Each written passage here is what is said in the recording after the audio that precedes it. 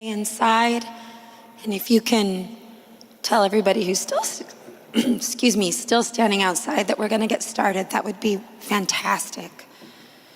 Please forgive me for my voice. Dave said he rattled off a few famous people whose voices mine might sound like, and I feel like I'm channeling Clint Eastwood. It's not my best afternoon.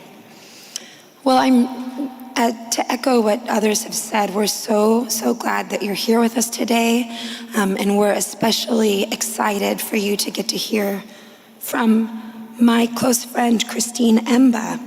We have hoped to collaborate with her for years, and we're grateful that the time is finally here. Christine's writing brings a rare combination of intellectual rigor, moral clarity, and cultural attentiveness to questions of sex, gender, relationships, and the search for meaning in modern life.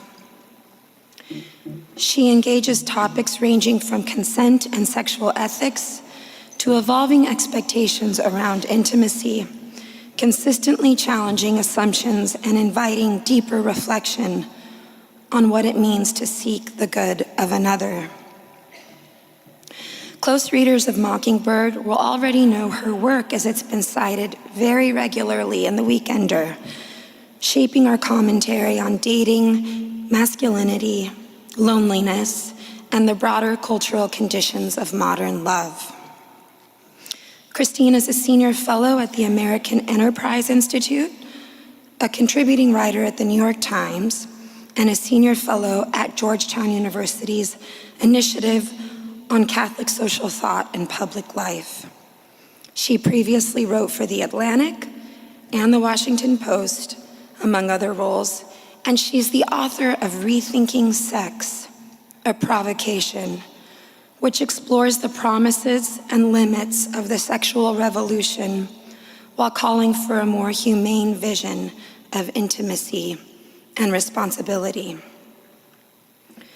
At a moment when questions of desire, identity, and human flourishing feel especially urgent, Christine offers a perspective that is both incisive and deeply humane, one that presses beyond easy answers toward a more honest reckoning with ourselves and one another. Mockingbird, would you please join me in giving Christine Emba a very warm welcome?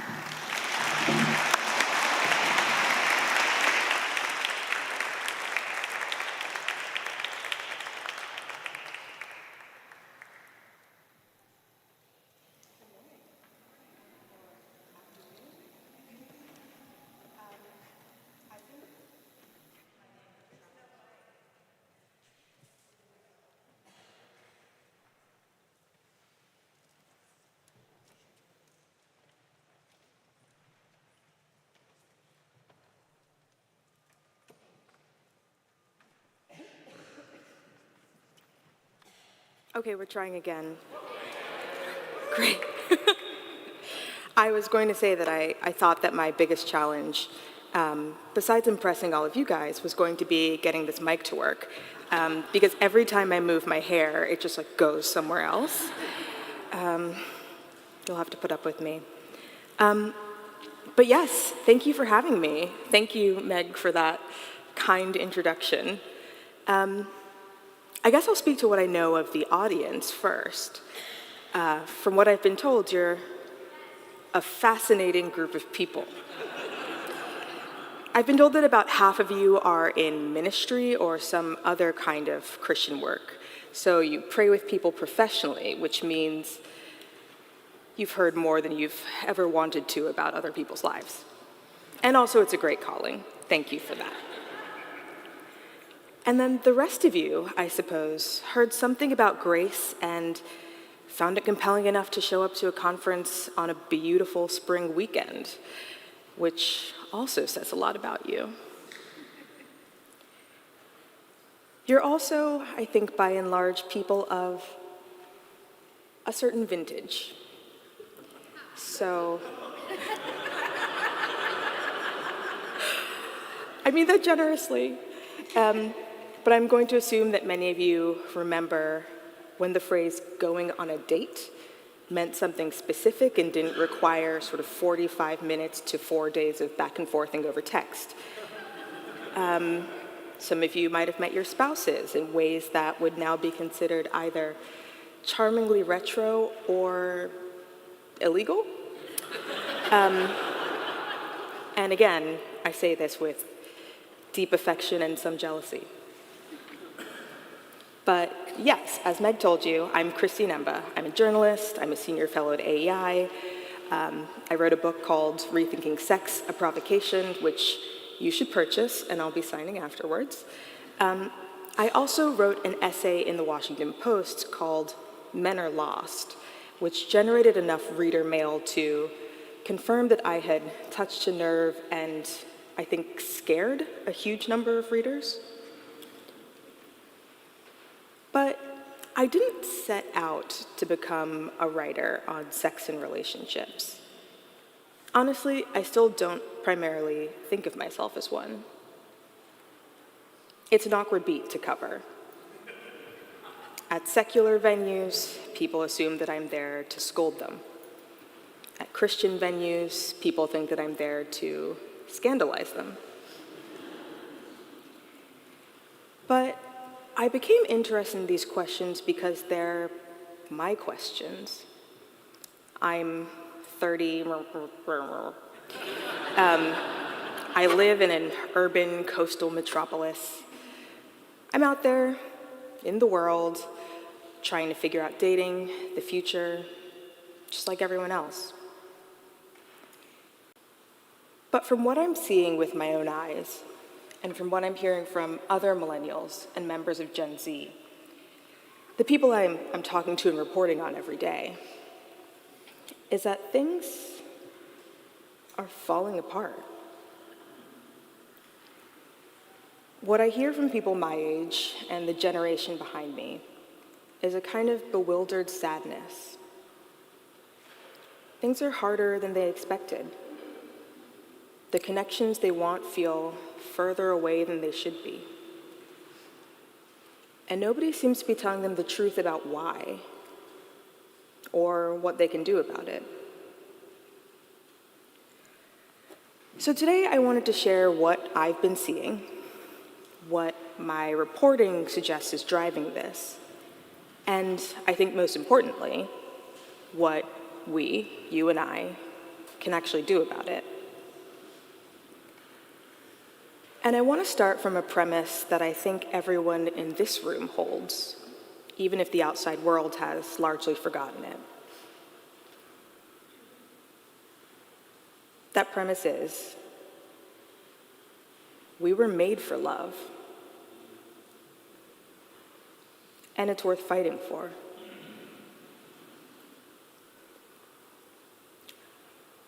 So, I'll start by giving you the rundown on what the scene looks like right now, because I think it's important to name things clearly before we try to fix them.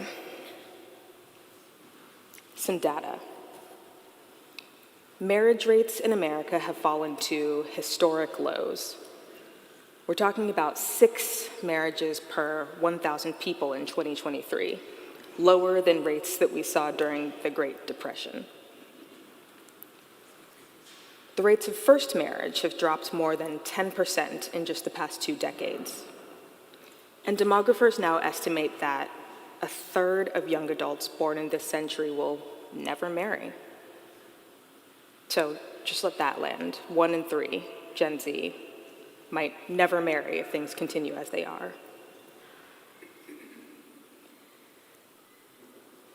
But what I found most striking, and what I don't think gets enough attention, is that men and women are not just failing to form relationships. They're increasingly inhabiting separate worlds with diverging values, diverging cultures, diverging politics, and a growing mutual suspicion that the other side is either dangerous or simply not worth the trouble. The 2024 election showed a gender gap among young voters unlike anything we've seen in modern American history. Young women voted dramatically more liberal. Young men voted dramatically more conservative or centrist.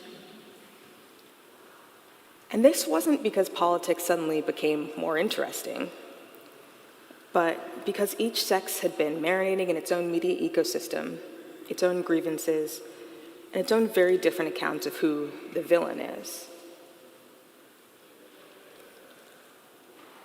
And then, in the middle of this, perhaps as a consequence of this, we have a generation that's simply not getting out there, not dating.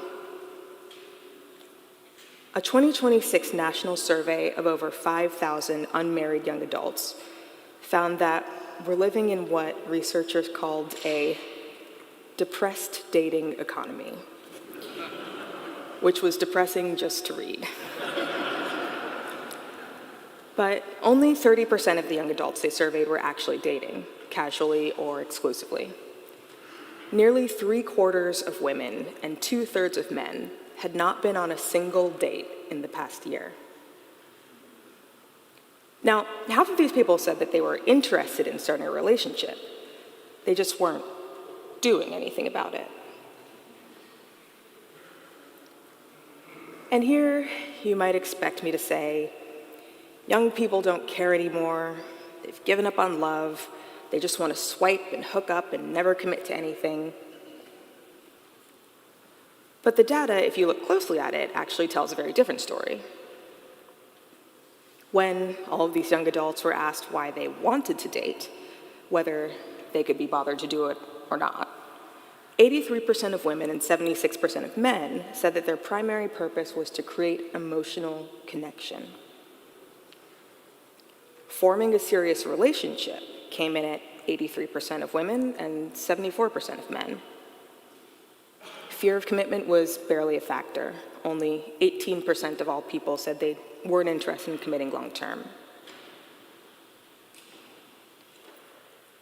So I think what we're actually seeing is a generation that isn't cynical about love. They're hungry for it. They've just been profoundly under-equipped to pursue it. And the culture surrounding them has either lied to them about what it looks like or told them that their longing is naive. So tapping back a little bit to the gender divergence part. What does that look like up close? I can give you 2 portraits. So on the male side, men have gotten genuinely, and this is a precise and technical term, weird? So, against my better instincts, I've spent years tracking this. And the most recent phenomenon I've written about in the New York Times is looks-maxing. So these are young men who are spending hours and sometimes their entire lives optimizing their physical appearance according to these extremely precise pseudo-scientific frameworks. But before looks-maxing, there was the general manosphere, prime example of whom is Andrew Tate. And before Tate, there were incels, young men so convinced of their own romantic worthlessness that some were driven to commit acts of mass violence. So I'm laying that out not to make everyone despair, but because I want you to understand the severity of this vacuum. Young men are not drawn to these figures, Tate, clavicular, because they're stupid or evil. They're drawn to them because they're there. Someone is talking to them. Someone is telling them that the struggles they feel are real, and that there's a path forward, even if that path is a deeply destructive one. When there's a vacuum of leadership, someone has to fill it. And then women. If men are getting weird, women are exhausted. And I speak, alas, from experience. There's even a word for this current feeling: heteropessimism. It's this kind of weary, half-ironic resignation to the idea that relationships with men are probably not going to work out, but you feel kind of laughable and stupid for wanting one anyway.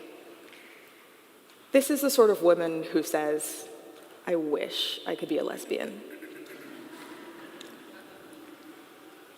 How are women dealing with this? First, many of them tried to adapt to this shifted romantic landscape by letting go of their own standards.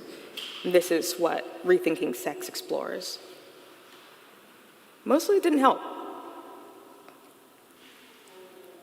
Today, more women are simply opting out altogether.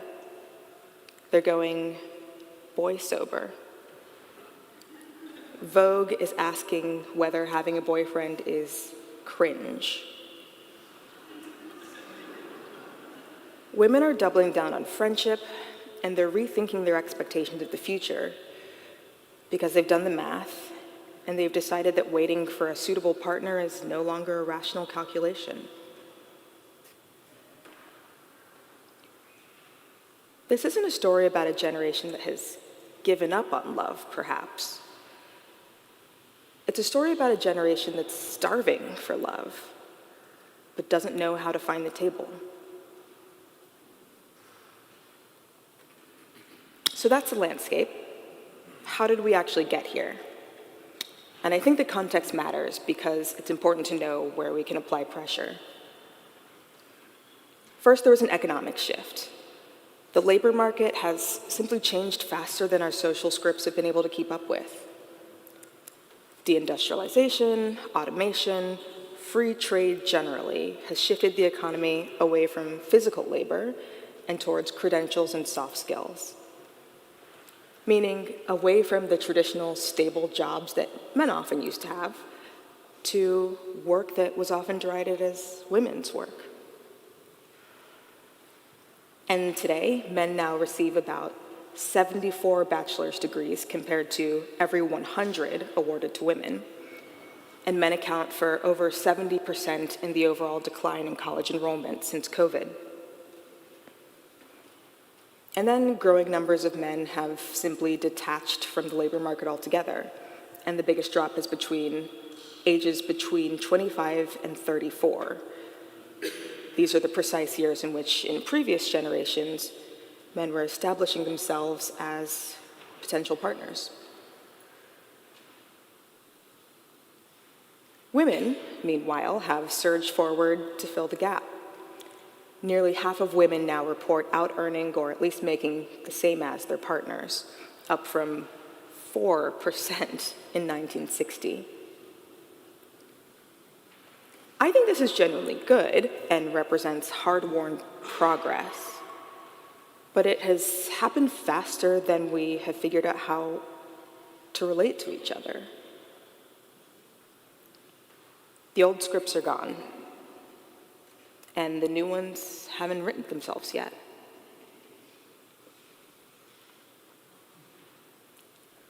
And then, and I think this is key perhaps to people in this room, there's been a collapse of what I'd call the teacher class.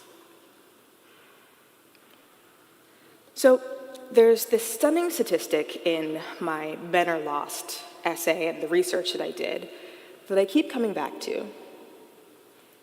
Since 1960, the percentage of boys living apart from their biological father has doubled, from 17% to 32%. And Harvard researcher Raj Shetty found that boys who grow up in neighborhoods where more fathers are present, even if not their own father, have significantly higher chances of upward mobility. For boys especially, mentorship is not a nice to have, it's structural. And yet, these teachers have largely disappeared. Parents, understandably anxious about helping their kids survive an increasingly punishing economic landscape, often aren't teaching the fundamentals of how to pursue actual relationships. The things that previous generations absorbed almost by osmosis, how to ask someone on a date, how to handle rejection with grace, what commitment actually requires. And the people who rushed in to fill the gap, they're not teaching with anyone's best interests at heart. They're making money off of your pain through an algorithm.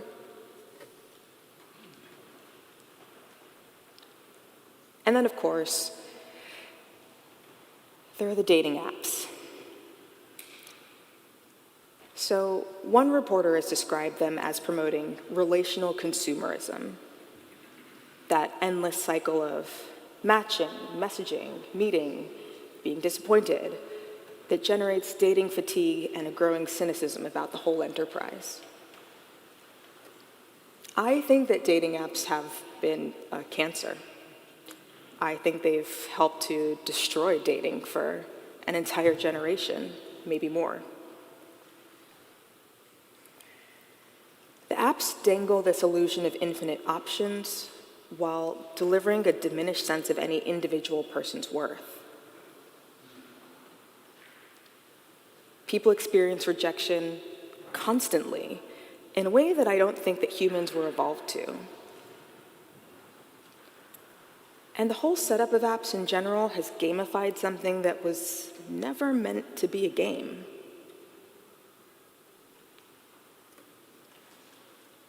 The young adults in that survey that I mentioned listed a lack of confidence and bad past experiences as their biggest barriers to dating. Again, they're not averse to love, but they have been bruised by a system that was supposed to help them find it.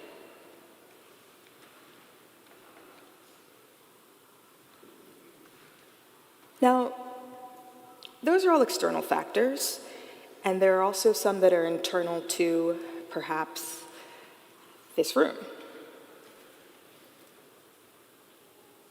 The church has some particular failures of its own. And I want to say that I am offering this not as an accusation, but as an honest observation, because I think this room is capable of hearing it and also capable of doing something about it. So, the church was, for a long time, very good at rules.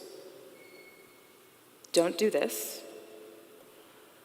Wait until marriage. Guard your heart. These aren't wrong instincts, and the underlying convictions are sound. But a generation that heard don't, but didn't really get to see a compelling, embodied, and joyful account of what love actually looked like and how to achieve it practically and realistically, was left with a negative space where a vision should have been. At its worst, purity culture taught a generation to think of their bodies as threats to be managed, of desire as a problem to be suppressed, and of marriage as a moment when all of that suppression would magically resolve itself.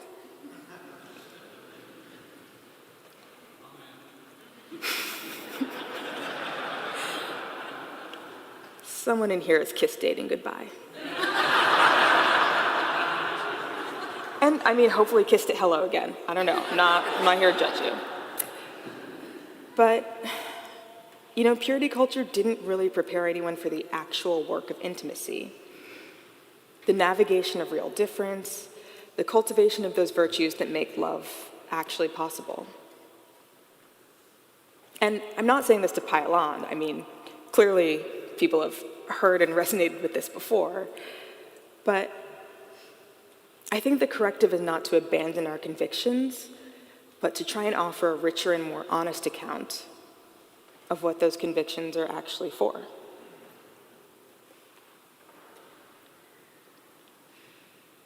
So, when people sense that something has gone wrong, they reach for solutions, and there are two false ones on offer right now. And I think both are worth naming because both sound reasonable to the many people who are hurting. The first false solution is to go back in time.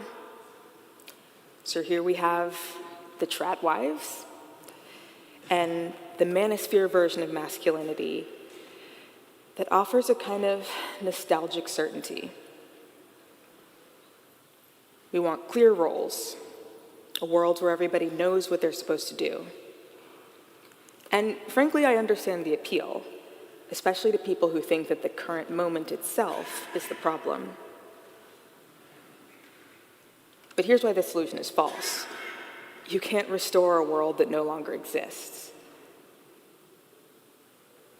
There's also a theological problem with nostalgia as a strategy. Faithfulness is not the same as restoration. God is not primarily in the business of returning us to an idealized past. I think all of us believe that he's in the business of making things new.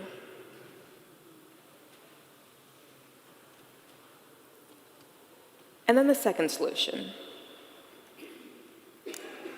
Separate once and for all. Just give up. Stop trying to connect across the divide. Substitute pornography for real relationship. AI companions, online fantasy, romantic fiction that gives you all of the feelings of love, but none of its demands.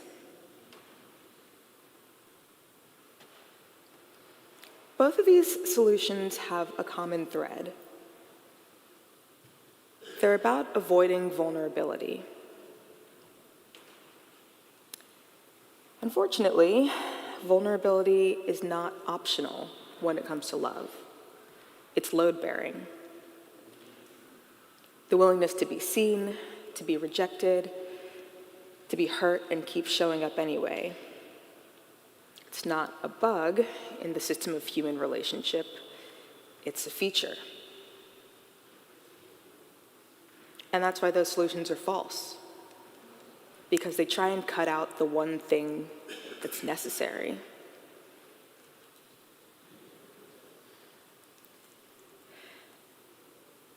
So if you've identified the false solutions, what are the real ones?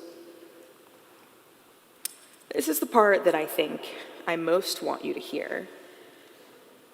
And it's where I want to speak directly to the people in this room, as I've identified you.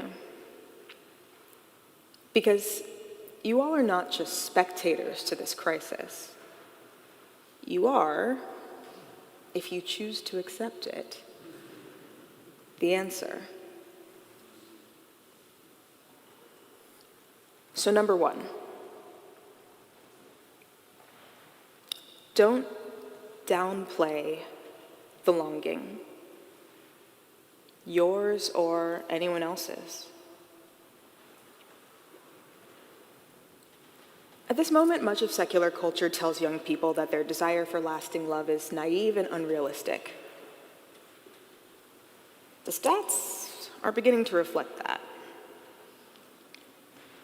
And the church has sometimes sent a version of the same message by either treating singleness as a personal failure, or alternatively, and this is the trickier version, by making it sound like a higher calling, except it's a higher calling that most people secretly resent being assigned to. Both of these are wrong. The longing for deep, lasting, and committed love is not naive, a weakness to be managed, or a fantasy that we need to outgrow. It's written into human nature, and if you want to get theological about it, it's a signpost. It echoes something about how we were made and what we were made for. So your job as a community is to honor that longing. When a young person, or just a friend, comes to you and says that they're lonely, resist the pastoral impulse to immediately reflect or redirect them towards God as sufficient and community as substitute. Both of those are good, but what they're feeling is real.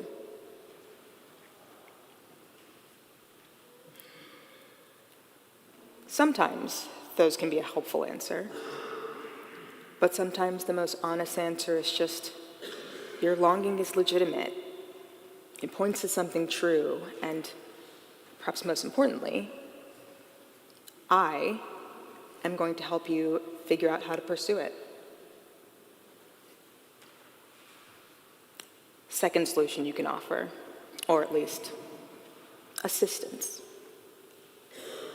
Offer a compelling vision of masculinity and femininity.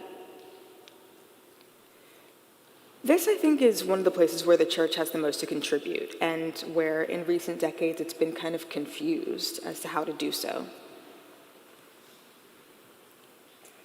And let me say clearly first what I mean by good masculinity, because it's not that complicated, even though it's been made to seem so. Good masculinity looks like courage, specifically the courage to initiate, to ask, to put yourself at risk of rejection. It looks like protection, not domination, but the genuine orientation of strength towards others' safety and flourishing. It looks like provision, not as like the sole breadwinner in a 1950s household with a wife who gives you a glass of scotch on the rocks every day, although, I mean, that would be nice. I would like someone to do that for me, personally. I hear there's a cocktail hour afterwards, so I'll wait, but I'm just saying. But provision as somebody who invests in the well-being of the people they love. When I reported that men are lost essay, I kept hearing a consistent answer from the young men I spoke with about what they actually admired. Physical strength, personal mastery, adventurousness, that desire to protect. None of those are negative traits, but many of the men told me that they had been told those instincts were toxic, without being offered a vision of how they might be channeled towards something good.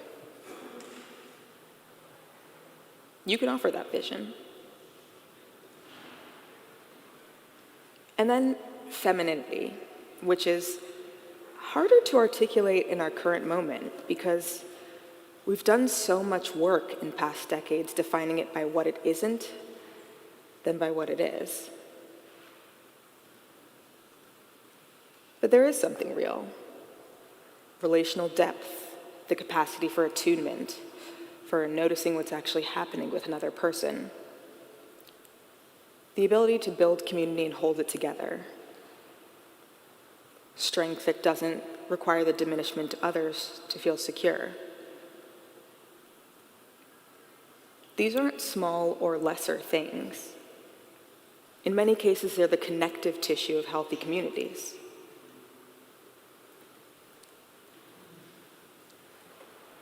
I think that the church needs to make clear that these visions of masculinity and femininity are not in competition.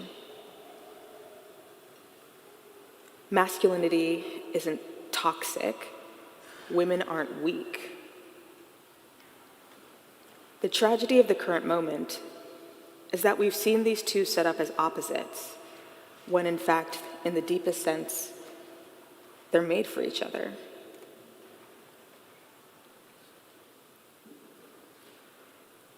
Third is my biggest ask for this room.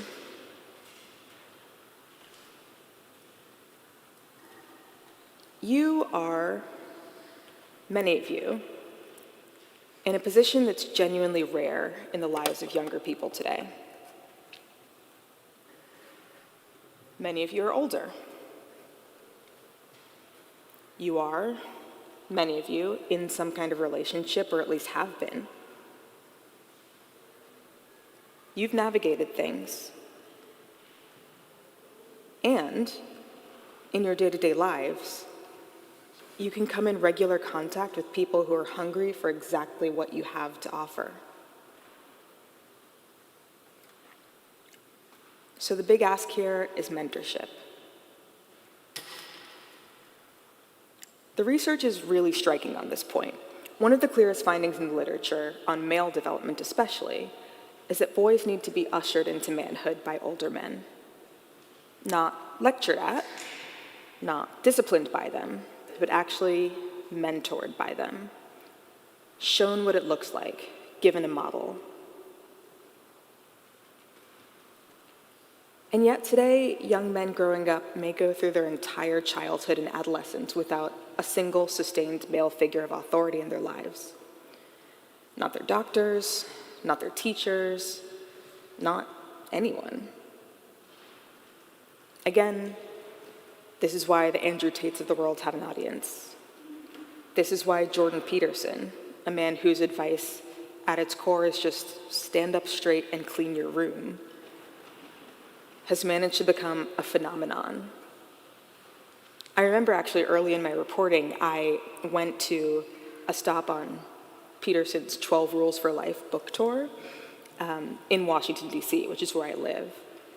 And it was just full of young men and their girlfriends or their moms who had brought them there. I went with a male colleague because I was like, this is going to be weird for me. And everyone thought I was his girlfriend, and so it was weird for me, but like in a different way than I expected. But I remember I was a skeptic. I kind of still am. I was talking to my colleague about like, what is the deal? Like, why are all these guys here? And a young man sitting in front of me, like whipped around and said, totally serious, Jordan Peterson changed my life.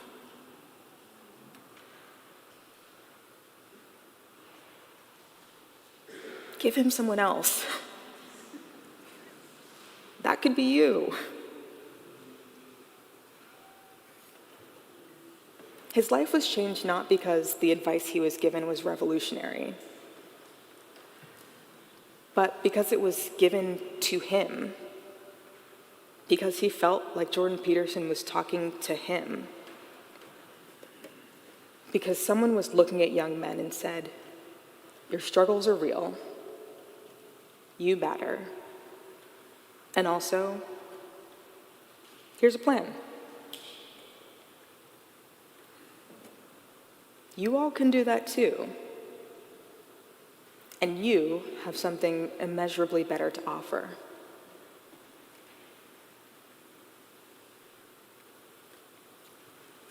So in this, I'm not like asking you to start a program or launch a ministry initiative. I'm just suggesting you have one person over for dinner to answer the question when it comes, and it will come, I think, in some form. What does a good man actually look like? What does it really mean to be a woman? I'm asking older people to be visible to their younger selves, not just as authority figures, but as human beings in relationship, willing to share what they've learned about life.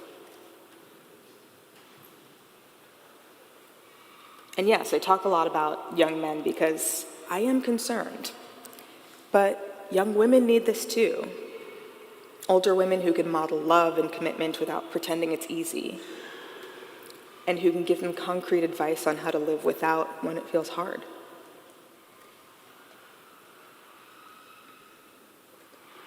And then finally,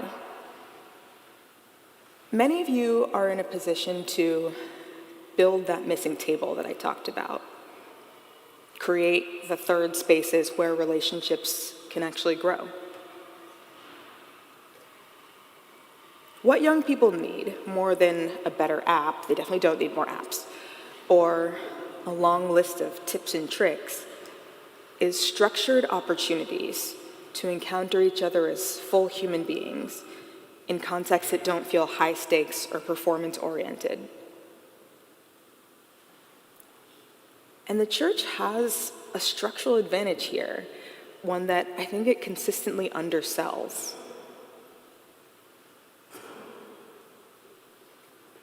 We already gather people regularly, across generations, across commitments.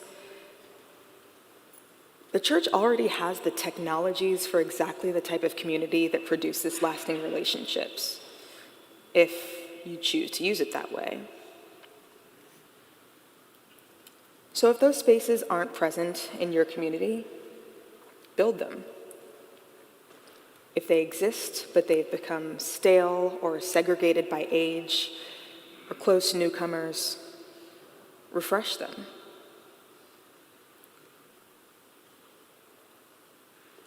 And I just want to note here, I have been personally victimized by age-segregated spaces in church.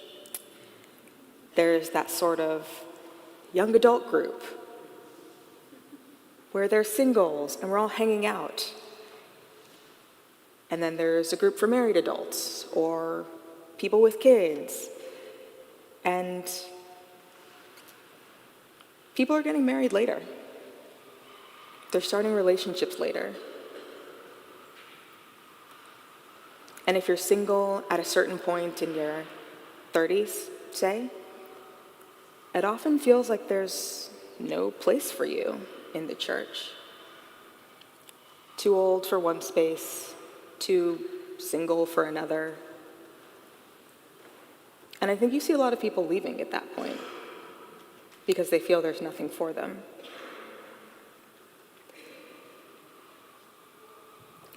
But I'm going to close here because I think maybe I want to take some questions. I wanted to end with something a colleague and a friend, Times columnist David Brooks, wrote at the beginning of this year. He was reflecting on his first real romance as a young man. He said, "I was transformed by my time in college classrooms, but that love affair might still have been the most important educational experience of my youth. It taught me that there are emotions more joyous and more painful than I ever knew existed. It taught me what it's like when the self gets decentered and things most precious to you are found in another. We all need energy sources to power us through life, and love is the most powerful energy source known to humans.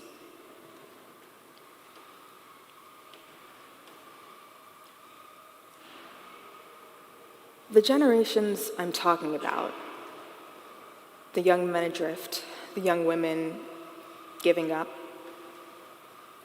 they aren't beyond that feeling. They're not too broken for it. They're not too cynical. They're not too late. They're hungry for exactly what Brooks was describing. They just don't know how to get there, and the people who should have been showing them have largely gone quiet. This is not primarily a policy problem. It's not a therapy or a social media or an economic problem, though all of those things contribute. It is, at its root, a formation problem, a mentorship problem, a community problem. And those are exactly the sorts of problems that rooms like this one are equipped to address.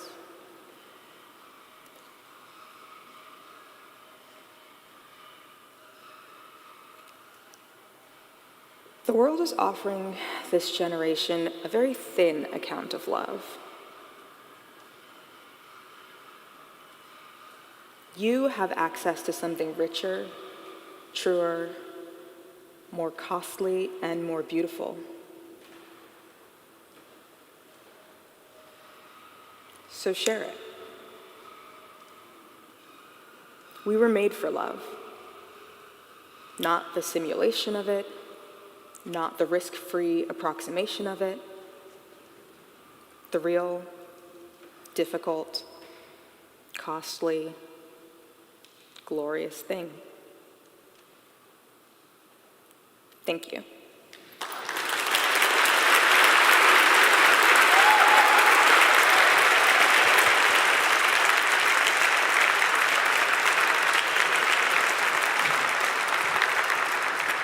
Gosh, thank you so much, Christine. We have time for just a couple of questions. And these are going to be questions, okay? It means they have a question mark at the end of them. When you first started talking about the church making situations opportunities, the things that went through my mind were the things that then you quickly said, singles groups, no, not that. What do you suggest? What kind of group, can you describe something that would be a solution? Yeah. So I think that like groups, singles groups, activity groups, etc., volunteering are helpful for sure.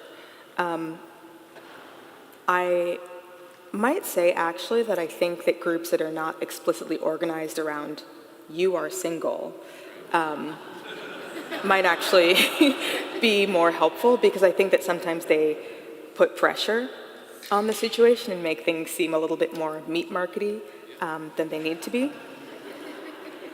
But actually, and I've been thinking about this a lot just like in my own communities, not groups that you necessarily have to seek out and sign up for, although those are helpful, because I think one of the things that we're seeing in this generation, in Gen Z especially, is a sort of social anxiety or a fear of putting oneself out there. But what is the word I'm looking for here? I'm not going to find it.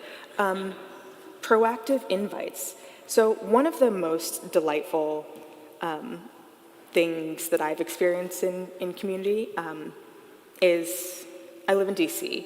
It's a place where there are tons of interns, tons of young people milling about. It's just older people who have homes and resources inviting people over. Like, it doesn't have to be a sort of, we're getting together to do this thing, but just like, hey, 5 of you people who I see around, come over for dinner. You'll talk to each other. That's all. It's a low-pressure environment. It's kind of mildly chaperoned, in a sense, so it can't get too weird. And it makes people feel like they're a part of something, like they're wanted. And it gives you, if you want to, a ready-made way to set people up. I think there should just be like much more matchmaking going on also. I really do. No, I mean, people, I think even older people are afraid now that, they'll try and set someone up and it won't work and they'll be blamed, or someone will get offended, or they don't want to interfere. But I think non-interference is one of the worst things going today. Especially for younger people, we want to be interfered with. We want help. So even something as informal, it's just like inviting a small group out just for coffee or for lunch. Having an event that, it's not necessarily focused on, your singleness or fixing it, but just for people to talk and get to know each other. It doesn't have to be a big deal, basically, is what I'm saying, but it will be appreciated.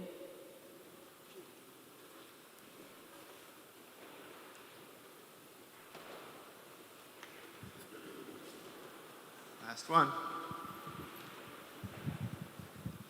So thank you for your talk. I'm queer, both by gender expression and sexual orientation, and so I've got 2 questions. How does the story change if you're looking at kind of a non-cis, non-hetero community?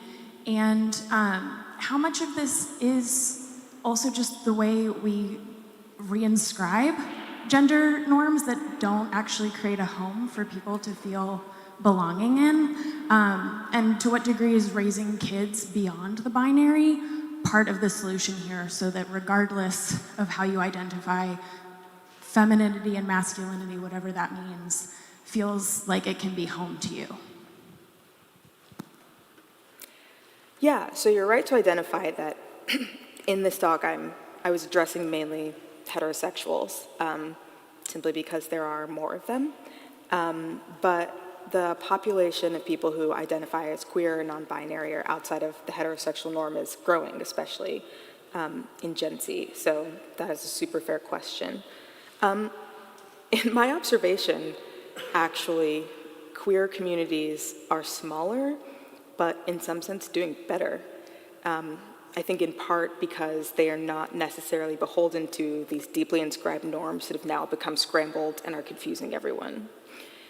But there is still a problem with loneliness and vulnerability, that inability to approach another person, that understanding of how to conduct a relationship, like what it means to start one, what it means to be in one, how to sustain one.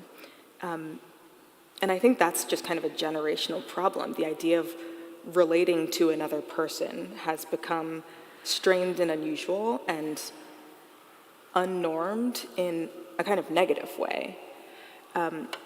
So I think this is a problem that extends there. You know, when I talk about masculinity and femininity, I will say pretty straightforwardly that I am, in some sense, a bit of a determinist, in that I do feel that men and women are different biologically, and the different sexes tend to have a good number of overlapping traits. It's more on the ends where sort of like likelihoods bunch, I guess. On average, men are more likely, say, to be more like physically aggressive. On average, women tend to have sort of better emotional skills, but there's much overlap. People can kind of exist on any part of the spectrum. And so I think one of the things that's important when talking about masculinity and femininity and what a good man looks like or a good woman looks like is also to focus on like what are the good traits that we want to see, what are the virtues that we want to cultivate. And note that virtues are not gendered. Anyone can be courageous. Anyone can build community. Anyone should be kind. Anyone could be protective. I think when I talk about particular virtues and sort of address them to men or women, what I'm thinking about is like which sex seems to perhaps struggle with certain virtues more, or also have tendencies that lend themselves to that virtue or to the misuse of that virtue. Someone who is bigger and stronger than someone else maybe needs to spend more time thinking about how to use their size and strength correctly. Someone who has sort of an emotional intuitiveness, say, might want to spend more time developing that and thinking about how to use it well instead of in a way that manipulates.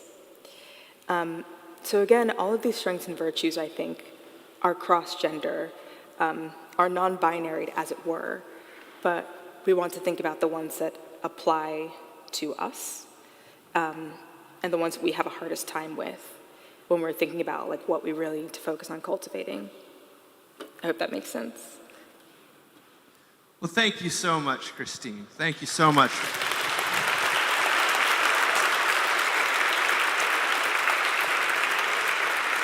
Thank you. When I was a kid, art Wading was into- a huge part of my family culture. We even had a kiln in our garage Wait, where hold we on would one second. paint. I want to invite the people who are presenting breakout sessions this afternoon to come forward. And while they're coming forward, we are going to watch a video by our friends in Storymakers. When I was a kid, art was a huge part of my family culture. We even had a kiln in our garage where we would paint pottery and fire it. And I didn't realize how special it was to be surrounded by art as a family. And it wasn't until much later in my life that I wanted to pursue it myself as an illustrator. I'm Avery, and I am a story maker.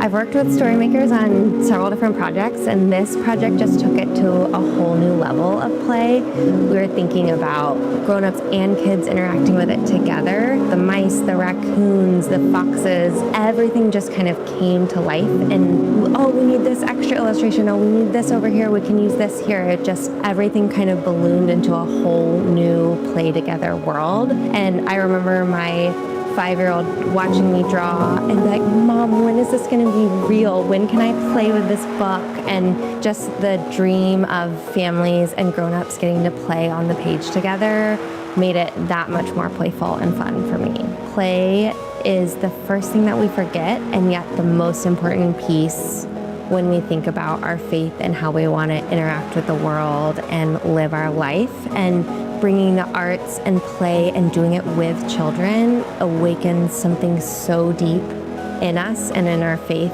and it's transformative. At the end of the day, I hope that grown-ups and kids walk away from this series with new joy, new silliness, new connection to themselves, to each other, and to God. And maybe they'll even make new character friends along the way. All right. If you haven't seen the Storymakers booth out front, that's where you can find everything related to play. The resources are fantastic. Now, one more short announcement before we hear from you guys. Take the mic there, Ken.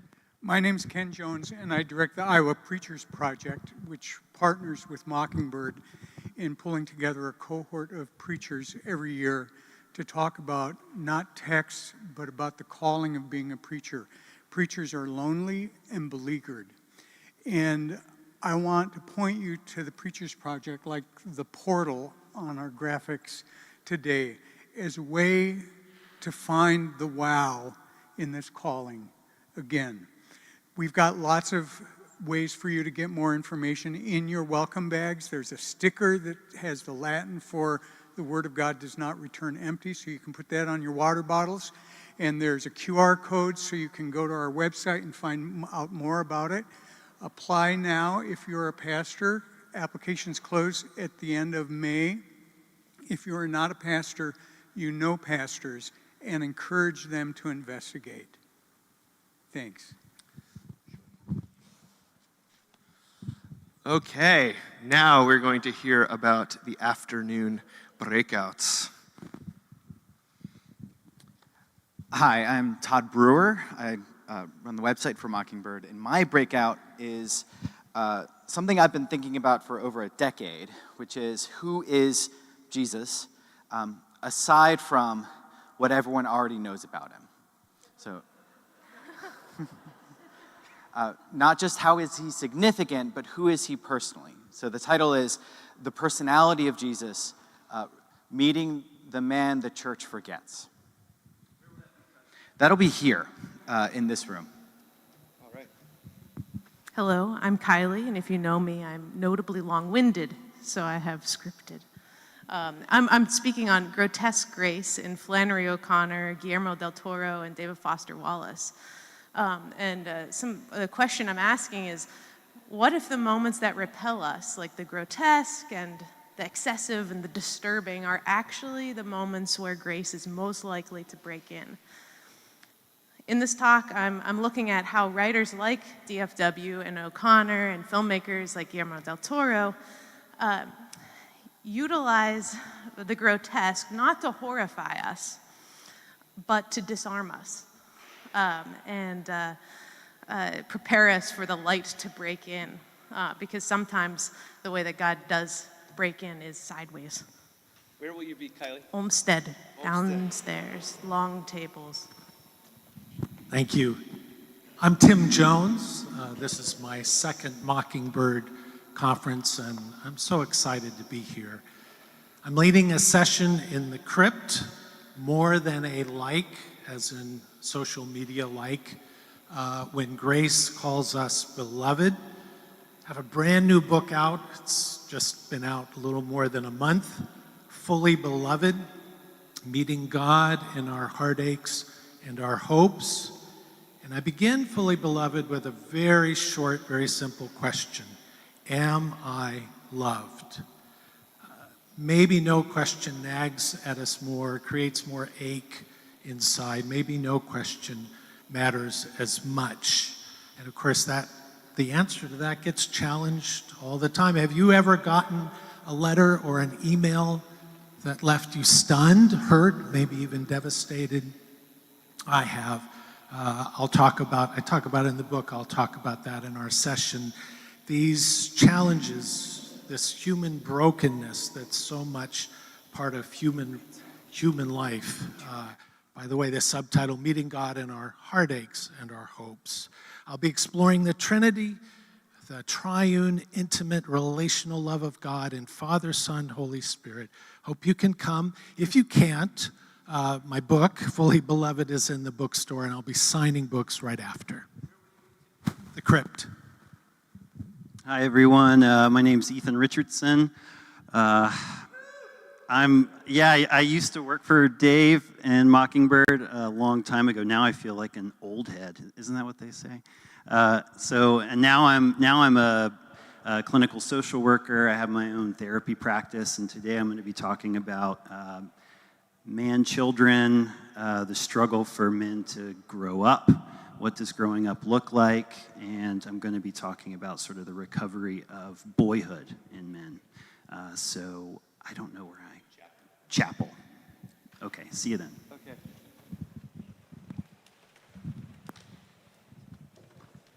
Okay. Now, my friends, you may have heard some strange noises in the back of the sanctuary during the end of Christine's talk.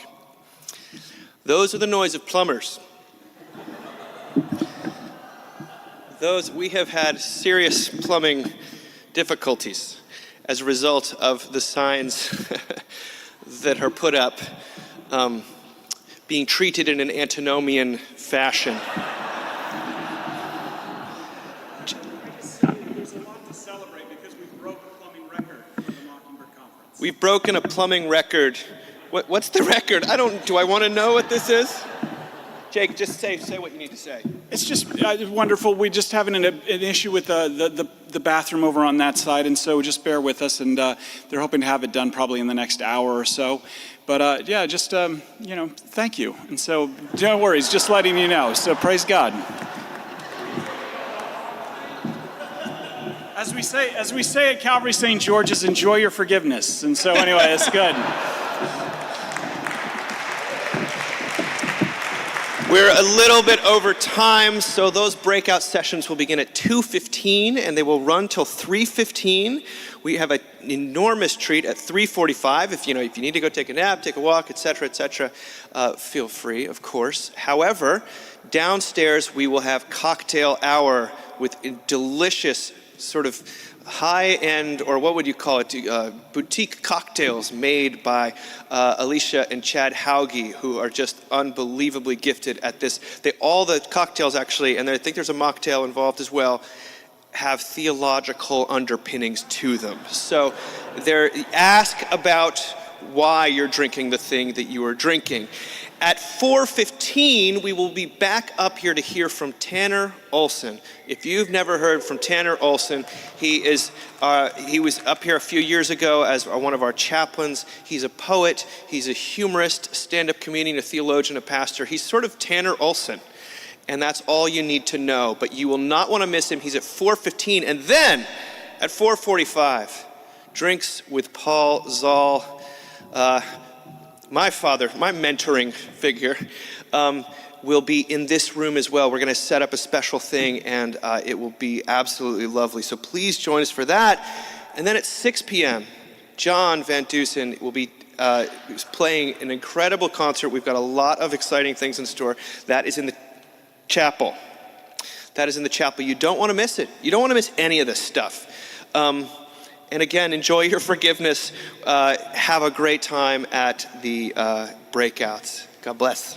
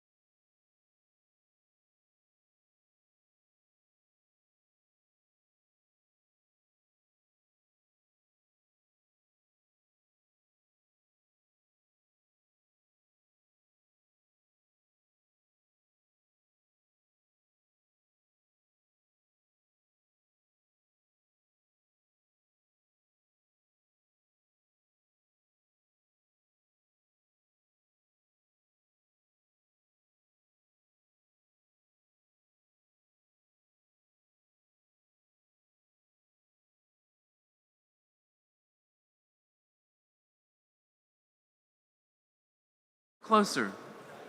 This is more of a break-in session than a breakout. You'll come closer. Todd's going to be right here, but be a little closer.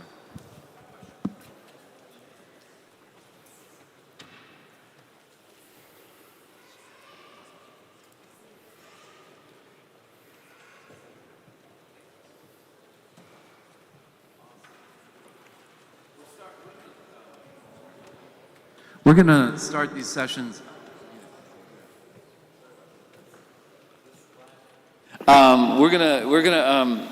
These sessions, we're gonna treat them like they're starting at 2:15 instead of 2 o'clock. So just to let you know, we have time. Yeah. Let me tell you about our speaker. Well, he's Todd Brewer.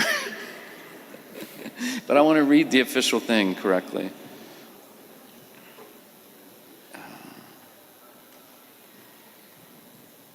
Okay, sorry about this.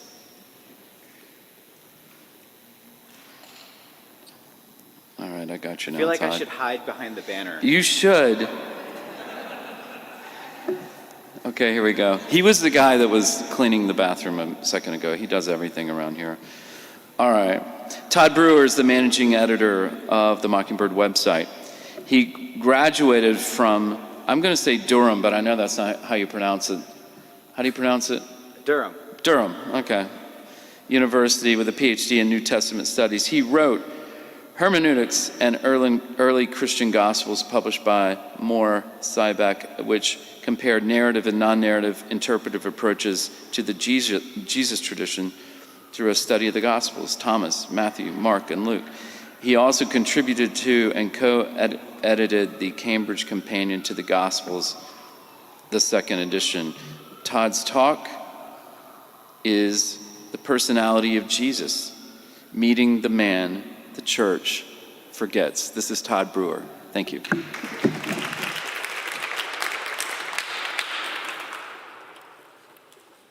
Thank you, Chris.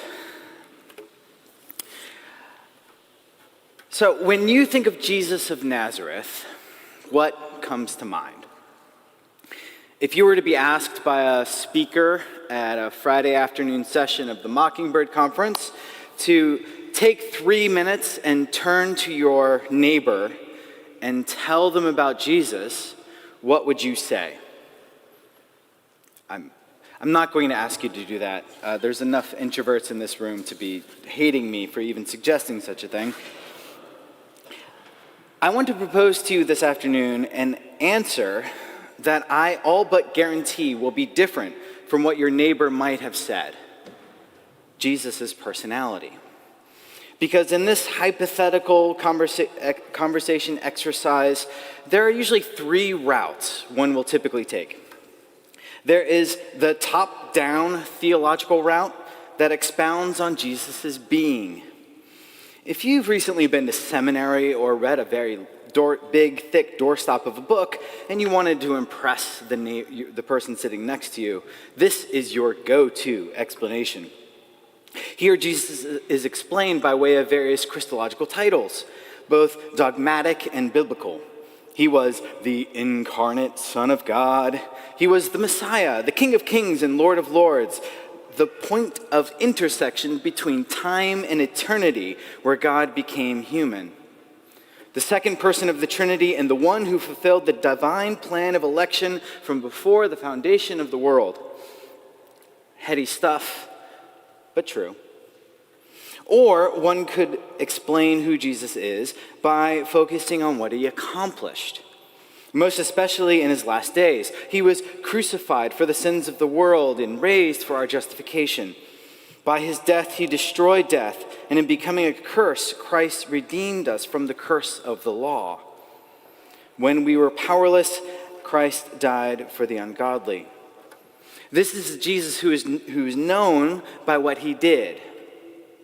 Or one could explain who Jesus is through his teaching and his revolutionary ideas. He spoke of the kingdom of God, or he was an apocalyptic prophet who foresaw the turning of the times. He preached about the love of God and the equally radical love of neighbor. He was the new Moses who preached the perfect law of God. He was the populist preacher who appealed to the crowds, etc., etc., etc. Being, acts, ideas. These three, or some combination, are how Jesus has been described for 2,000 years. The Apostle Paul places all his emphasis on the first two. He never once quotes Jesus' teaching. Because he was obedient in the form of God, he became nothing. He humbled himself by becoming obedient to death, even death on the cross. The Nicene Creed likewise follows Paul's example. God from God, light from light.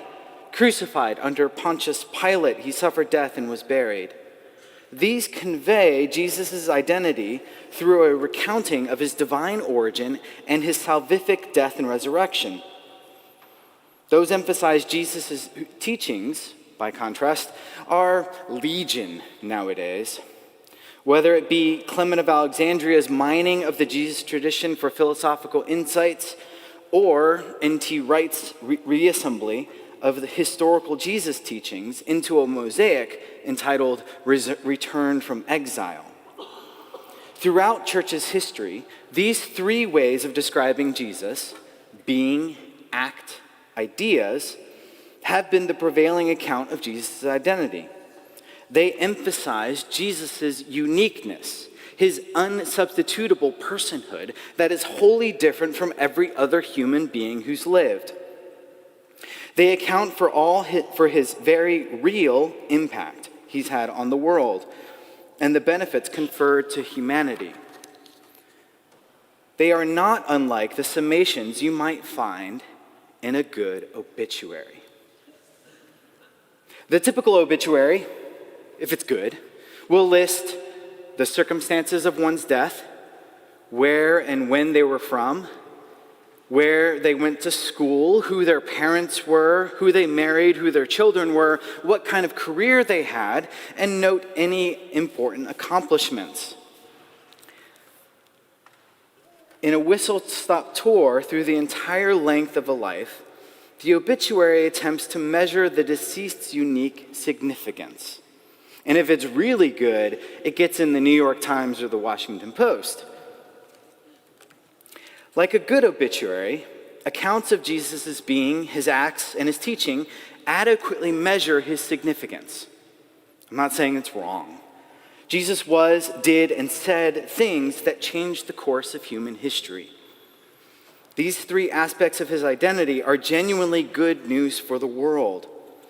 There is, however, a fourth aspect of Jesus' identity, one the church forgets, one that's almost always overlooked, but no less important. A good obituary is not untruthful, but it is also incomplete. It conveys facts, but pales in comparison to who the deceased actually was. It captures one's unique significance, but fails to convey their unique personhood. An obituary, in other words, is far from what might be said at a eulogy. If an obituary offers propositional knowledge of a person, a good eulogy conveys interpersonal knowledge of the deceased, telling vignettes of memorable stories that convey their personality, what it was like to actually know them. Often obituaries will say something of the following: I remember that time Mom drove all the way to Philadelphia just so you could have your Cabbage Patch doll for Christmas. Or, remember how your granddad lost his job because he wouldn't sign off on his boss's corrupt accounting. Or, remember that time Uncle Robbie dressed up as James Bond for Halloween? Everyone was so impressed with his tuxedo and full martini glass until we all realized the six-shooter he was flailing around was real. When we think of how the Jesus tradition first began, as it spread across the Mediterranean, some of it originated from the stories his disciples recounted to each other in the days, weeks, months, years after his ascension. reminiscences that convey not just Jesus' significance, but what it was like to know him in real life. Those memories were then passed down in the early church before being incorporated into the texts of the Gospels as we have them. These are not abstract retellings of Jesus' life, but born of those who knew him, whether directly or indirectly. But in the millennia sense, when the church has read the Gospels, it has overwhelmingly opted to overlook the personhood of Jesus for the significance of Jesus. We have little interest in the actual narratives of Jesus' life, and instead mine these texts for data about Jesus' significance. We opt for the propositional truth of obituary over the interpersonal truth of eulogy. Examples of these are ubiquitous throughout church history. I've already named Clement of Alexandria and N.T. Wright. I'm going to use a not safe example, at least for this crowd, by talking about Martin Luther quite briefly. In his original preface of the New Testament, in 1522, the 16th century reformer Martin Luther placed the Gospel of John, quote, high above the other three Gospels. Because, quote, the other evangelists write much about his works and little about his preaching. What Luther preferred were the words of Jesus and not the person. When it comes to reading the four Gospels, for Luther, at least in this moment, the only one of the four that really is worthy of the title of Gospel is John. Likewise, the 20th century New Testament scholar Rudolf Bultmann discarded the husk of the gospel narratives for the kernel of Jesus' teachings. In doing so, he concludes, I do not think we can know anything concerning the life and personality of Jesus. How often do we think of Jesus as a Twitter account of teachings? How often do we think of Jesus as an almost anonymous superhero who swoops in to save the day before flying back to heaven? We know Superman well, but do we know Clark Kent? Who really was Jesus? This afternoon, I want to highlight three aspects of Jesus' personality. This is not an exhaustive list. Certainly there's more to be said about how his loyalty to a fault, or that he was intensely passionate, or that he actually never lost his temper, despite what some people say happened in the temple. See my other talk a few years ago. And he was also unbothered by what other people thought. He was a non-neurotic, self-differentiated person. But I want to focus specifically on his humor, his playfulness, and his type B-ness. There's other things we could talk about. There's a long list of things we don't know about Jesus, by the way. I want to say this at the front because, so I'm not sort of trapping you. We don't know whether he was a foodie, for example. I am a foodie. If you ask me about coffee, I will talk the whole day. I am not kidding. We don't know what Jesus did in his free time, or if he even had free time. Did Jesus have any hobbies? Did he enjoy spending as much time as he did outside? Was he an introvert or an extrovert? This absence is probably for the better. But I want to talk about his humor, his playfulness, his type B-ness this afternoon, because I find these to be a helpful corrective for how we often think about Jesus. So, first point, humor. Now, humor is a fickle thing, difficult to discern, often culturally bound. Many of the jokes told by late-night comedians a few decades ago would incite crowds to boo or to tweet or to get canceled or any number of possibilities today. Yet, it's also true that people still laugh at Shakespeare. I find Jesus to be a hilarious person. Now, that might sound like a bit of blasphemy, of course, especially if you've been raised in a kind of understanding of Jesus as being high and mighty, especially in paintings and perhaps from pulpits. He certainly had his serious moments, I'm not saying that, but he's not how we often think of him in the slightest. He certainly didn't think of himself and his own ministry in those terms. In the 11th chapter of Matthew's Gospel, an imprisoned and soon-to-be dead John the Baptist sent his disciples to check that Jesus was actually who he thought he was. They come and they ask Jesus a question. Are you the one, or shall we wait for another? Now, Jesus replies with an extended yes. And that seems to satisfy them. They leave, they go back. But by the way, they've interrupted Jesus, and Jesus is there with the crowd. And as soon as John the Baptist's disciples leave, it's almost as if Jesus says, okay, now I'm really going to tell you what's going on here. I'm going to tell you exactly what's going on. He says, but to what shall I compare this generation? It is like children sitting in the town square and calling to others, saying, we played the saxophone for you, and you did not dance. We sang a dirge, and you did not mourn. For John came neither eating nor drinking, and they said, he has a demon. The Son of Man, i.e., me, came eating and drinking, and they say, look at him, a glutton and drunkard, a friend of tax collectors and sinners. Jesus and John offered two very different kinds of ministry. Both were rejected, but both had very different approaches. The point of this parable isn't to say that John preached the law while Jesus preached the gospel. It's more literal than that, more representative of the tones of their ministry. John was a funeral director, not the kind of person you wanted to hang out with.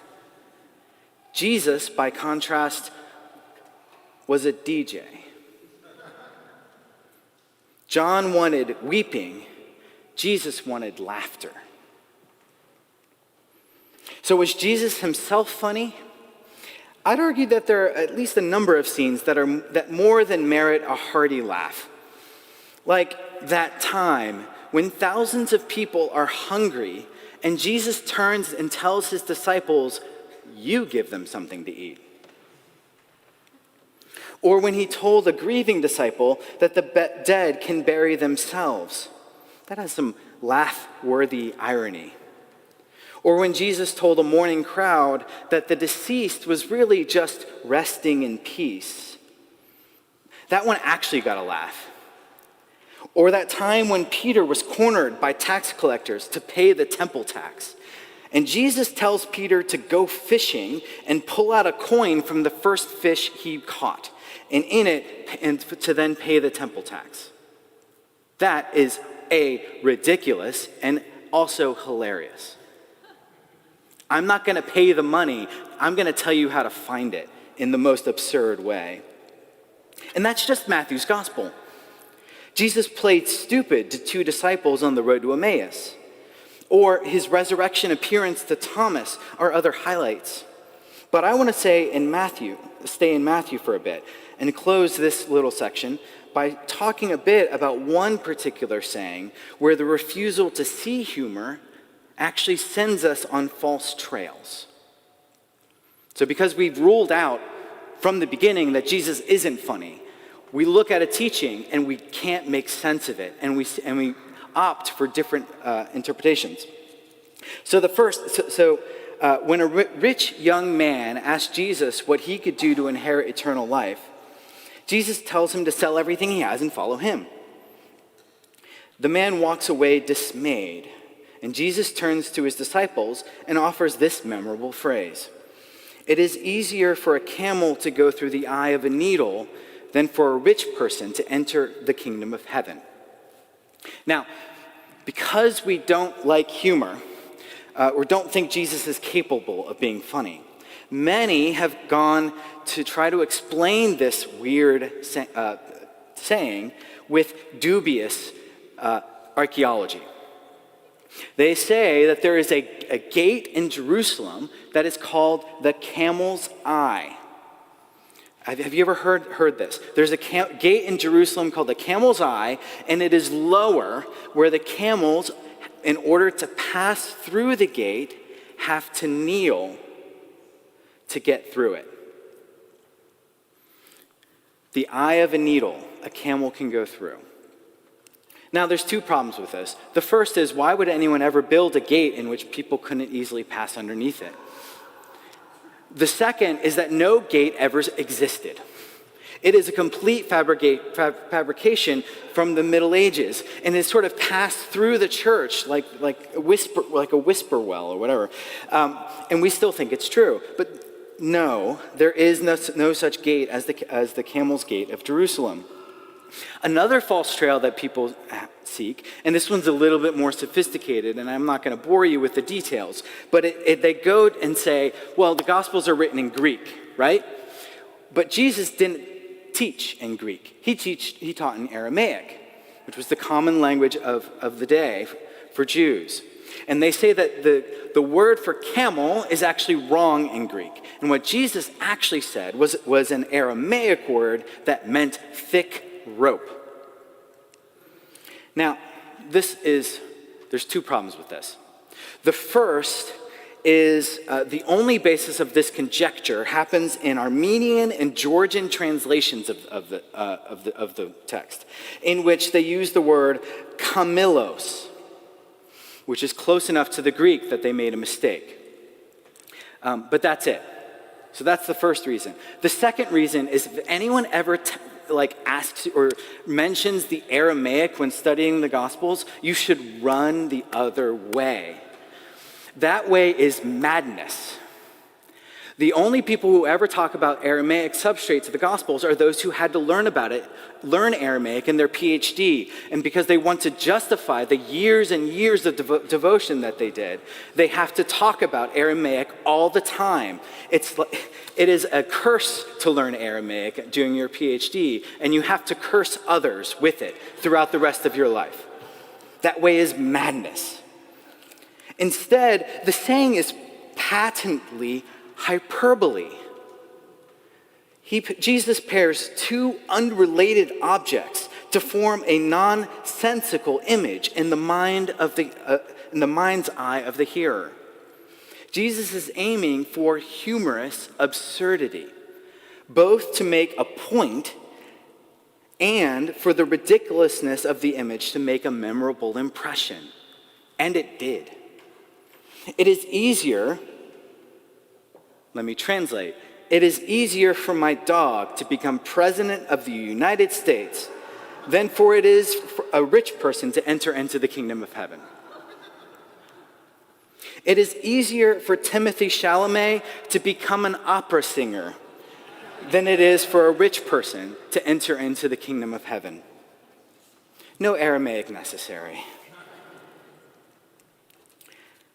That's humor. Point 2, playfulness. Alongside the humor, and perhaps flowing out from it, there is a surprising playfulness in Jesus' responses to those who wish to kill him. The mismatch of the two is really telling. In Luke 13, the Pharisees tell Jesus to head for the hills because Herod, the governor of that region, wants to kill Jesus. They think they're trying to help out Jesus, giving him secret military plans. But Jesus' response is defiant, with the clear implication that Jesus does not care what Herod thinks. Paraphrasing here, Jesus says, "Why don't you go and tell that fox that I will leave when I am good and ready? Today, I'm casting out demons and curing people. Tomorrow, I'm casting out demons and curing people.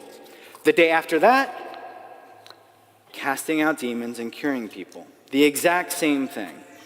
And then I'm going to head to Jerusalem to where I can be killed by more important people than you. But the real fun happens in what are called the controversy scenes, where the opponents of Jesus ask a question or lodge a complaint against Jesus. Is it lawful to pay taxes to Caesar? Or why do your disciples not wash their hands? In these, we watch Jesus swat away paper-thin arguments like Bruce Lee fighting with nunchucks in War of the Dragon and the Way of the Dragon. Jesus never breaks a sweat. He never seems to be in actual danger. He always gets the last word, and he seems to be having a lot of fun in the process. In scene after scene, the reader is told that the stakes are high, yet Jesus seems to relish in the opportunity to score points in the debate, almost as if it's a game and he knows he'll win. My favorite of these happens very early on in his ministry. Jesus has just called all the disciples, and they return back to Jesus' home in Nazareth. And the whole town is saying that Jesus has lost his mind. Nazareth is not a big place. It's a little town surrounded by hills. You have to want to go to Nazareth. You would never pass through it.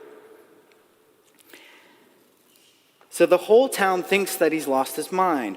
The carpenter's son now has disciples, and a huge crowd has descended upon this nowhere village where nothing unordinary ever happens.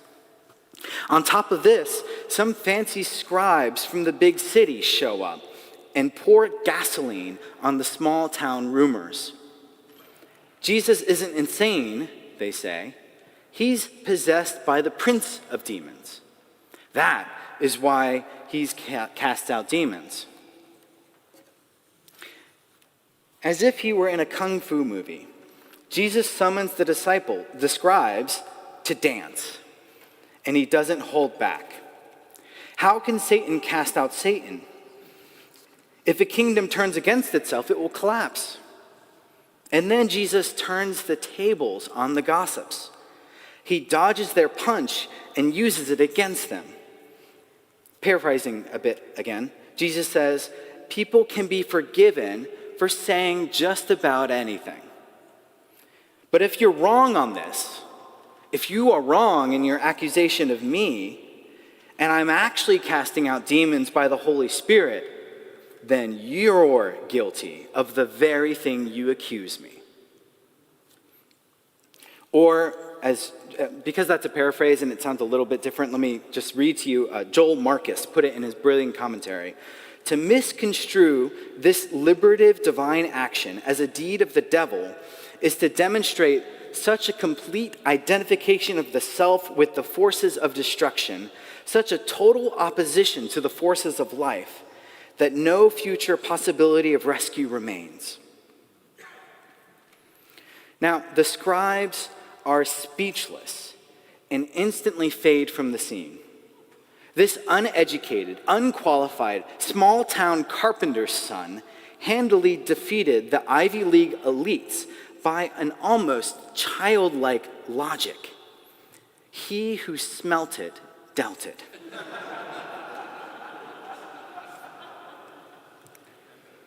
Jesus knew exactly what he was doing, and he made it look effortless.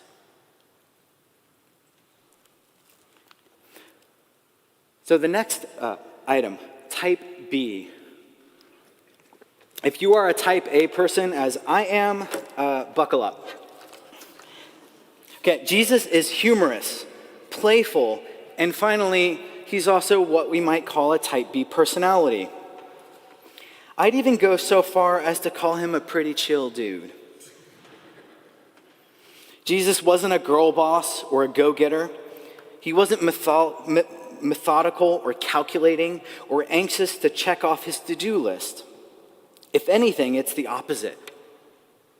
There is a repeated pattern that occurs throughout the Gospels that is very difficult to explain if Jesus was a buttoned-up type A personality.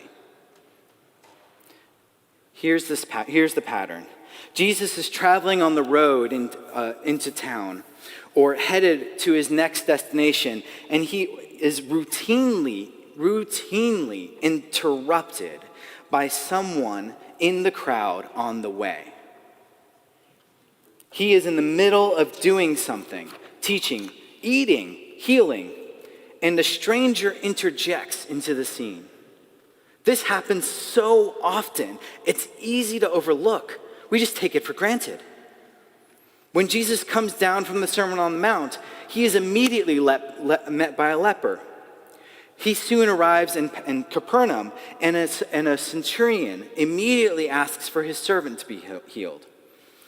Then, having arrived at Peter's house for the night, a crowd shows up at the door for healings and exorcisms. Then the next day, he goes to leave, and a man from the crowd asks to come along. They get in the boat, and immediately upon arriving to the other side of the lake, they are met by 2 people possessed by demons. And that's just one chapter in Matthew. Wherever Jesus goes, people always seem to appear with some pressing need or some question they want answered. The usual explanation for this pattern is that people were desperate to see Jesus, that he's really popular. And he's got a crowd who's hanging on his every word wherever he goes to demonstrate it. Now, that might be true. That is true. But it's only half the story. Jesus had all the time in the world for interruptions. And he never once said he was too busy. He never once asked someone to come back later or to set up an appointment with his secretary. He isn't frustrated by their presence or irritated by their request. He doesn't look past people and motion to his disciples to help out. He doesn't lie and tell them he doesn't carry cash. He never once turned anyone away. Never once turned anyone away. In every instance, all that mattered to Jesus was the person in front of him. The future can wait. It's often said that Jesus' ministry has a frenetic character to it. And if you were to chart on a map all the places he goes, in the order he goes there, he's all over the place, dashing from here and then there and then back. Now, for some, this chaos looks like urgency. He has a God-given message that must be heard by anyone and everyone. But I think a better explanation of the very same data is that the destinations weren't the point. Jesus dashed around northern Israel like a ping pong ball dropped from heaven because he only ever went to what's next. The chaos reflects that he didn't have a plan. In Matthew 13, Jesus is in Capernaum, and the narrator says that Jesus left Peter's house and sat by the Sea of Galilee. Just a day for R&R by the lake, maybe? Taking in the sights and sounds? He leaves the house and sits down by the lake. It is legitimately beautiful there, by the way. But in doing so, people begin to gather around him. And it is only then that he launches into a lengthy teaching of parables. Did Jesus plan to do that day? Maybe, maybe not. I think he was perfectly happy to take the day as it came. If you pay close attention, you see, Jesus, he's not especially proactive, but responsive. He wasn't driven or calculating, or stated more positively, the ministry of Jesus was intentionally slow and inefficient. While he is subject to time, he is not dominated by time. Jesus is strategic precisely in choosing not to plan, to be patient in a way that leaves room for him to speak to everyone who has need of him. The only 3-year plan Jesus ever had was to die on a hill outside Jerusalem. To close, I want to highlight some implications. If you pay close enough attention to the narratives of the Gospels, you begin to notice that Jesus, the church, tends to forget. He was more than an anonymous talking head meandering around Israel, or a flyby superhero saving the world from the asteroid of divine wrath. The measure of Jesus' significance we so often find in theology books, creeds, and sermons is an incomplete reflection of the man who actually lived on this earth 2,000 years ago. To know Jesus' personhood, the man behind the Savior's mask, profoundly alters how we view him. Now, the most obvious implication of my argument is that there are many ways in which Jesus' personality is vastly different from both current cultural values and the natural inclinations of our sinful flesh. We live in a time of profound earnestness, where play and humor are scarce, and metrics and planning and ambition are valued above all else. But just in this way, a study such as mine of Jesus' personality cannot strictly be employed toward the apologetic goal of bringing his humanity down to our level, to make Jesus into our own image. A Jesus with personality is perhaps more relatable, yes, but this similarity simultaneously underscores the difference between he and us. From our standpoint, Jesus appears lazy, if not aimless. He probably looks like an entirely unserious person. He's not someone we'd elect to president, let alone Lord of the universe. The personality of Jesus also sheds different light on other passages of the Gospels, especially the tone and inflection in his voice. It matters how you read something, right? And we often read tone and inflection into the text. When Jesus saw Peter failing to walk on water, was the declaration, "O you of little faith," said sternly, as a wrestling coach might shout at a player being pinned? Or was it descriptively compassionate, like a mother who laughs while watching their toddler struggle to walk? But the biggest implications are theological and ethical. On the subject of ethics, Jesus is widely held by the church to be the ideal template of humanity. He was, after all, the perfect human. But the basis of this ideal so often falls on the attributes or actions of Jesus that are unrepeatable and impossibly unique. There is a deep irony to this, whether it be his incarnation or his crucifixion. Be like Jesus so often means being like him in a way that you obviously cannot be. This, I think, is a consequence of overlooking the person of Jesus in favor of his significance.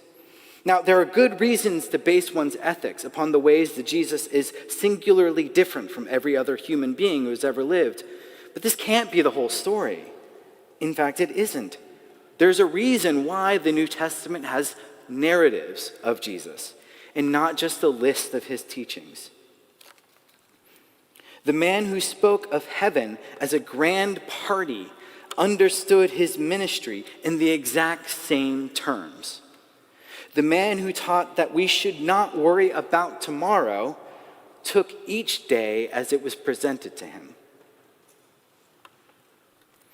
Moreover, Jesus was, in the words of John, the evangelist, the image of the invisible God, What is true about Jesus is also true about God. The Son who becomes flesh exceeds God's presence in creation, in the law, and in the prophets. It is therefore essential that we understand who this God is by way of the personhood of Jesus, in his being, in his acts, in his teaching, and yes, his personality. The personality of Jesus is, in other words, the personality of the Father. If Jesus had a sense of humor, was playful, was inefficient and slow with his time, so too is God. If we only know Jesus through his benefits, then one might well believe him to be an absentee Savior. If we only know of God through propositional truths, then one can be left to conclude that God is impersonal, hidden, or a mystically mysterious force. God is to be believed in theory, but not a God who is really known personally. The stories of Jesus told by the early church were not recounted because those first disciples missed their friend. These were no reminiscences of a eulogy. They were instead recollections of a Jesus who still lives through the Spirit, who makes known the presence of the risen Jesus in his absence. They believed Jesus continues to be who he always was, made present by recalling his story, by telling of that time when they introduced to new generations not only the Jesus who saved the world, but also the Jesus they know and continue to love. Thank you so much.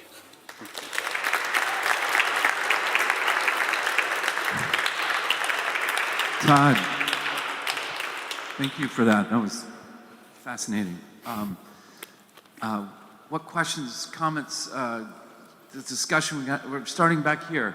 I'm going to move around with the mic so everybody can hear your comments. You could come towards me. Relationship, right? Great talk, Todd. I loved it. I have sort of a weird question, which is why I wanted to stick around.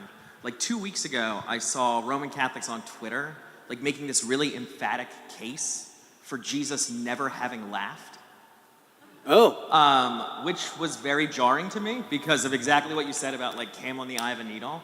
You wouldn't happen to have any insight on why maybe some traditions want Jesus to be more, or maybe be a little less person-like? Docetism? Thank you for laughing at my joke. It's really not hard to get people to laugh, by the way. I have to think Jesus laughed. Yeah.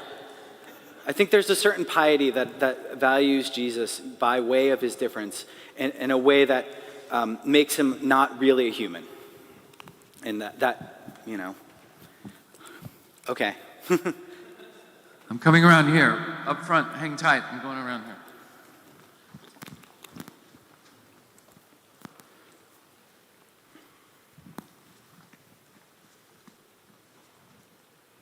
Chris is walking with the microphone.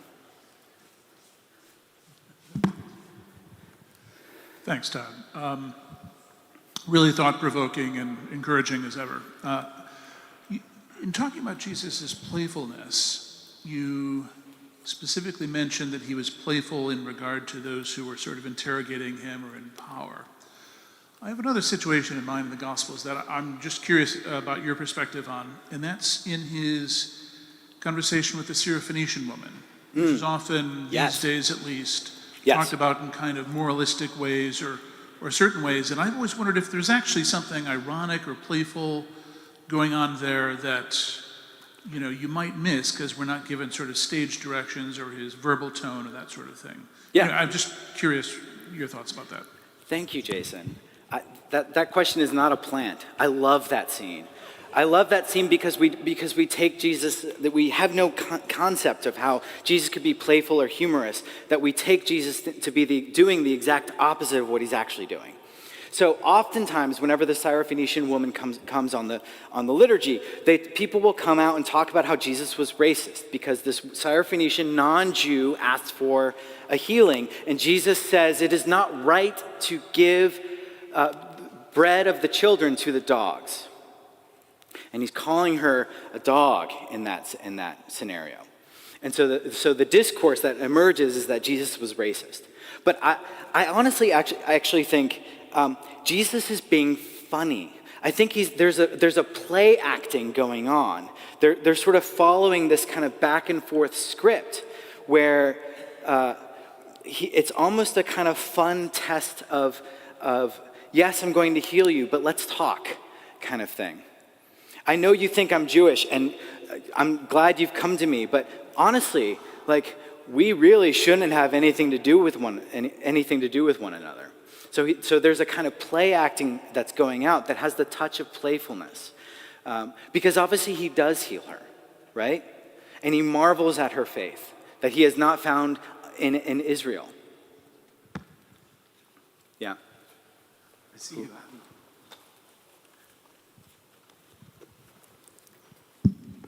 Obviously, our culture today is very type A. Can you speak about the similarities or differences of the culture of Jesus' day?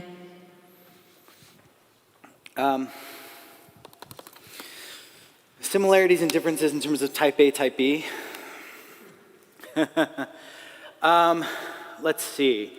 I'd love to talk about Herod. Herod was a go-getter. Herod, if you want to be type A and you want a good model of your life, be Herod. He was sent to all the right schools, made all the right friends. He used his connections to get power. I think that there is a ruthless self-promotion that happens in Roman culture, where they're anything but chill. Yes, they had the afternoons off to sort of go to the bath and lounge around, or to go to watch the horses or the gladiator games and things like that. But that was mostly because it was hot. It wasn't because they were necessarily didn't value sort of ladder climbing and personal self-promotion. They were ruthlessly self-promoters. Yeah, I always think about that whenever I go ahead of going to write a book, because you have to tell people to buy your book, and am I being a ruthless self-promoter in doing so is always my soul searching of the night. That was meant to be more Wish y'all funny. heard me. I asked Todd yesterday what Enneagram Jesus was. His head blew up. My head blew up because I don't know the Enneagram. This will be the least academic question of the weekend. Have you seen The Chosen? I have not seen The Chosen. Frankly, with all due respect, you should.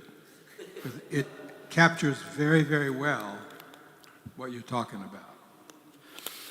Brilliantly.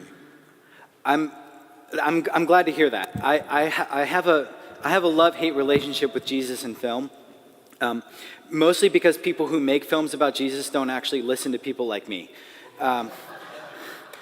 I've literally had this conversation with an animator who was making a film about Jesus, and I told him about, like, I don't know, the location of the guest room. There was no room for him in the inn. There was no room for him in the guest room, and the guy just smiled and walked away. So I understand. I wouldn't listen to myself either, but come on now.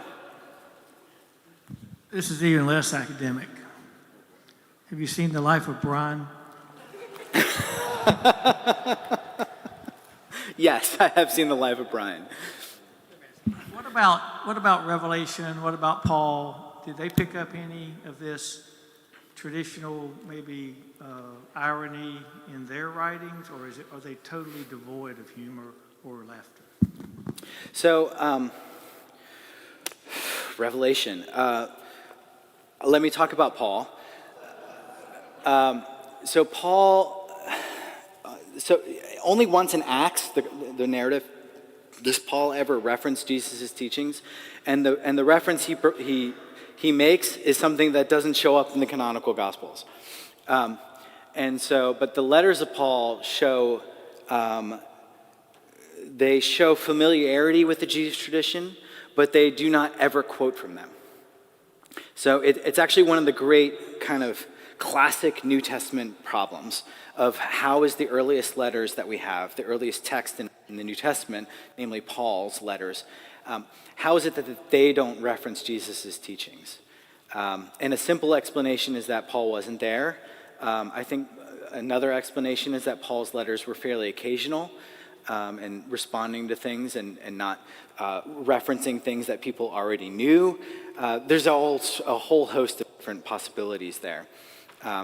But I also don't want to say that Paul is wrong, right? This is not a Paul is wrong lecture. It's that the canon has multiple things in it that are different resources for us on our life of faith.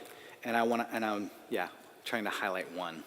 I have a question. Yeah. Okay, so when we encounter Jesus in our reading of Scripture and teaching, and his personality doesn't suit us. We all have personalities. We run up against people, we don't like. How should we approach that? And how do we approach it when we're reading about Jesus and we're almost like projecting our personality like, he's just like me. I love this guy. How should we judge ourselves against our understanding of his personality? Yeah, I think those are actually two very similar questions, two sides of the same coin. So one of the things that I find to be true of Jesus is that there's enough differences within the tradition that it's not monochromatic.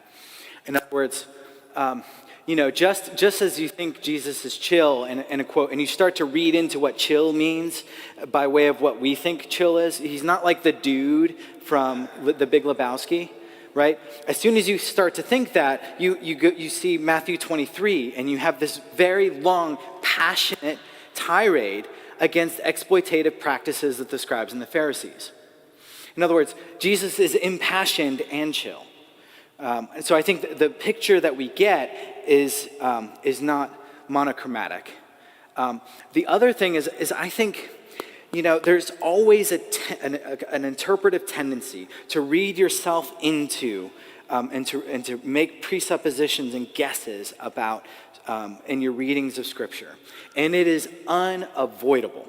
In fact, it is necessary because you have to ask a question of Scripture for it to give an answer.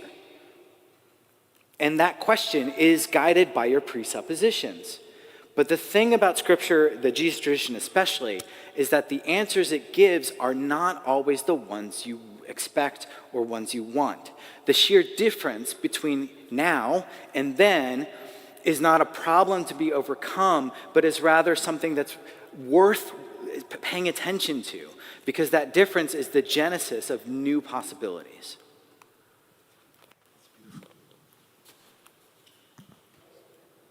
Hey, Todd. Thanks so much for this talk. I'm struggling with what my takeaway should be here. Because is it that, do I become more like Jesus by being funny and playful? Or is it saying that, hey, to be these things isn't unbiblical?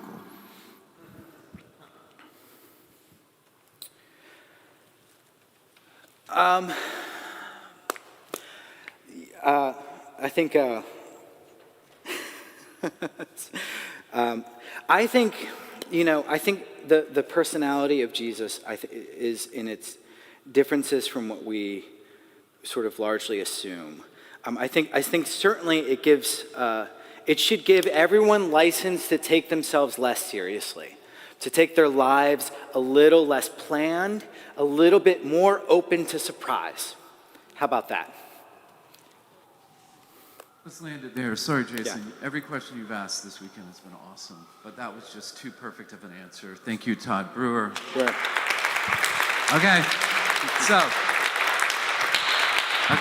So this is the time when we let you go and you're just on your own for a second. Be back in here by 4:30 for Tanner and Paul, okay? But right around 3:45, I'm keeping a schedule in my head with this conference. I know you're probably not even thinking about times, but around 3:45, 4 o'clock, if you go down to Olmsted Hall, the biblically inspired cocktails will be pouring at that point. Okay, so if you want to get a drink, and there's also mocktails as well. So, but go ahead and get a drink, and then come up here, and we'll have a great program right here, and then we'll throw it over to the chapel for music. And we'll get you all out of here by 7 o'clock tonight. Thank you so much. Thank you.